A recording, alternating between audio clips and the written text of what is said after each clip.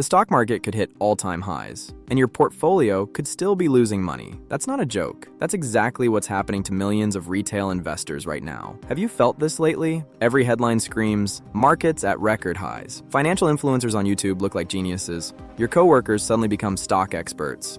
Your group chats are full of screenshots of massive gains. Meanwhile, your account barely moves. Or worse, you're down. So you start questioning yourself, did I buy the wrong stocks? Did I enter too late? Should I switch strategies? Should I buy crypto instead? Should I just dump everything into Nvidia? But here's the uncomfortable truth. The problem usually isn't your stock. The problem is that most people never understand one critical thing. A stock index hitting all-time highs and your account making money are two completely different things. That disconnect is where most retail investors get destroyed. And today, I'm going to show you 4 principles that can help you survive a record-breaking market. Not meme stock gambling, not magical trading signals, not 10 times by next Friday nonsense. Real principles, the kind that help you keep your money when everyone else is losing theirs emotionally. By the end of this video, you'll walk away with 3 things. First, you'll understand why bull markets are often the most dangerous time for retail investors. Second, you'll have a repeatable decision-making framework that still works whether the S&P 500 is at 6,000, 7,000, or even higher. Third, you'll know whether your current financial situation actually supports investing more right now or whether your real priority should be protecting your capital. And remember this sentence, first survive, then profit. That's not fear. That's how people stay in the game long enough to actually build wealth. Now tell me in the comments, are you currently invested in the market? Type 1 if you're fully invested, 2 if you're waiting, 3 if your portfolio is already down. I want to know where you are mentally right now. Let's start with a reality most people ignore every single day. Historically, retail investors underperform professional investors. Not slightly, massively.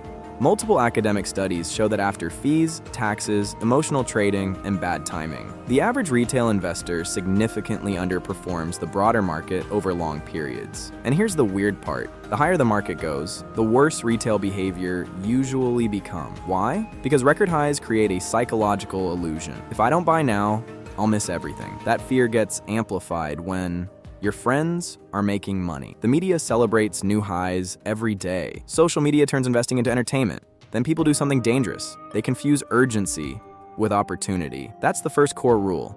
Your biggest enemy is not the market, it's your emotions. Most retail investors don't lose money because they picked terrible companies. They lose money because they make emotional decisions at emotional moments. And there's another hidden killer nobody likes talking about: overtrading. Every time you buy, every time you sell, someone gets paid, your broker, the exchange, the tax system.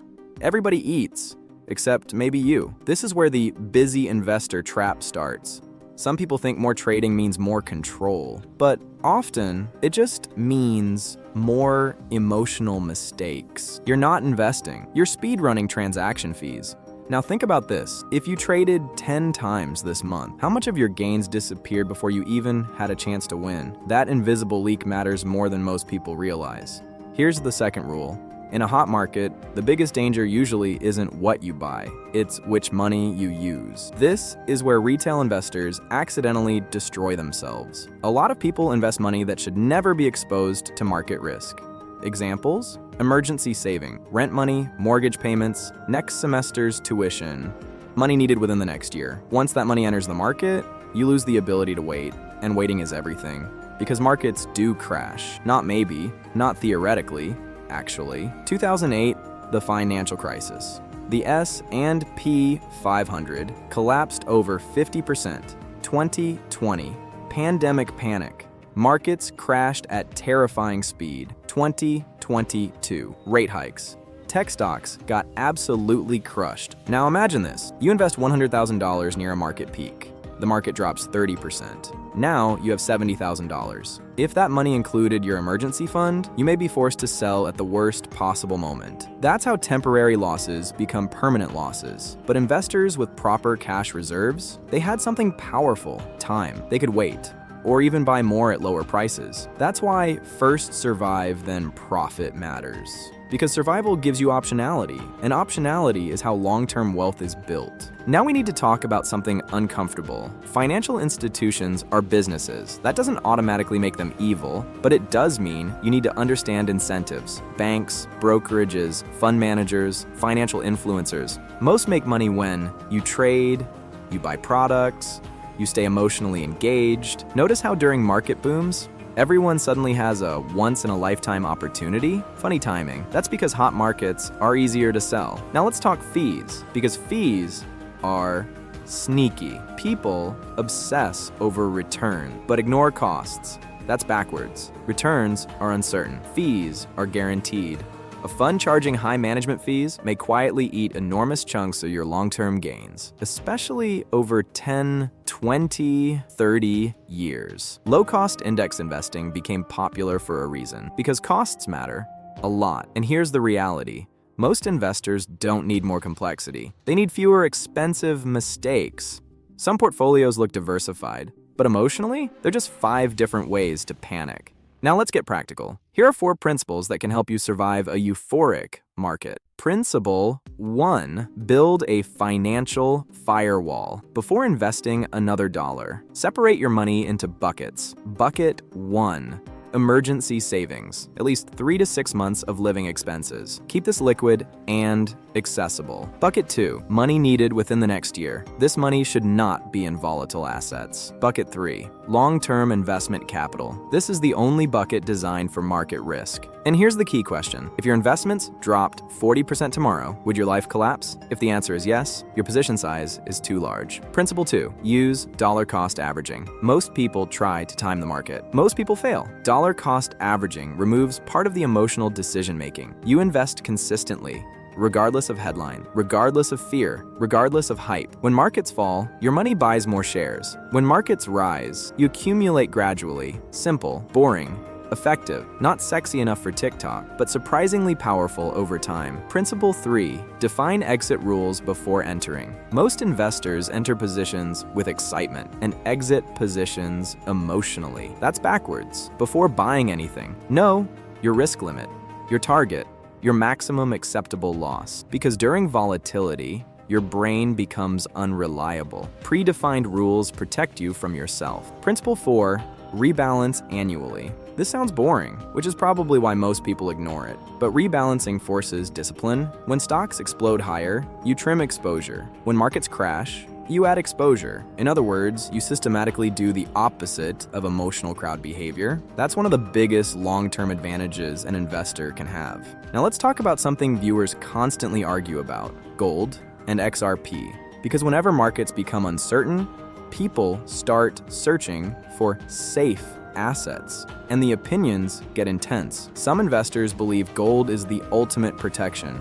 Thousands of years of history, physical scarcity. Central banks still buy it. Their argument is simple. When governments print money endlessly, gold survives. On the other side, you have XRP supporters. They believe blockchain-based financial systems could eventually transform global payments, especially cross-border settlement. Some XRP investors see it as a hedge against traditional finance, a long-term infrastructure play, a potential beneficiary if crypto adoption grows globally. Now here's where audience opinions usually split. Viewer opinion, example, gold protects wealth. XRP is a bet on future financial infrastructure. One preserves, the other speculates. Another common viewer take, I trust gold because it survived every financial system. I trust XRP because the future won't look like the past. And honestly, both perspectives reveal something important. Most people aren't just buying assets. They're buying beliefs about the future. But here's the danger. When emotions get too strong, people stop managing risk, whether it's AI stocks, crypto, gold, meme coins, or tech giants. No asset becomes magically safe just because a community becomes passionate. Risk management still matters, always. Here are 4 things you can do today. No finance degree required. Step 1. Calculate your true investable capital. Not your total savings, your actual risk capital. After emergency reserves, after near-term obligations. That number matters. Step 2. Review your portfolio honestly. If your account dropped 30% tomorrow, would your daily life suffer? If yes, your risk exposure may already be too high. Step 3. Write down your rules. Not mentally. Actually write them down. Your stop-loss rules, your profit-taking rules, your position sizing rules. Because emotional investors improvise. Professional investors prepare. Step 4. Automate your investing. Even small recurring contributions matter. Consistency often beats intensity. Let me leave you with this. Bull markets are dangerous because they make people forget risk exists. Everyone feels smart during euphoria, but long-term wealth usually belongs to people who survive the ugly periods. Not the loudest people, not the most emotional people, not the people chasing every trend, the people who survive. So before you chase the next hot stock, before you FOMO into another rally, before you convince yourself this time is different, ask yourself one question. If the market drops hard tomorrow, will my financial life still be stable? Because if the answer is yes, you're already ahead of most investors. And remember, first survive, then profit. That's not fear. That's longevity. If this video helped you think differently about investing, hit the like button and subscribe. This channel is about practical financial thinking, not hype, not fake guru energy, not lottery ticket investing, just frameworks that help ordinary people make smarter decisions in extraordinary markets.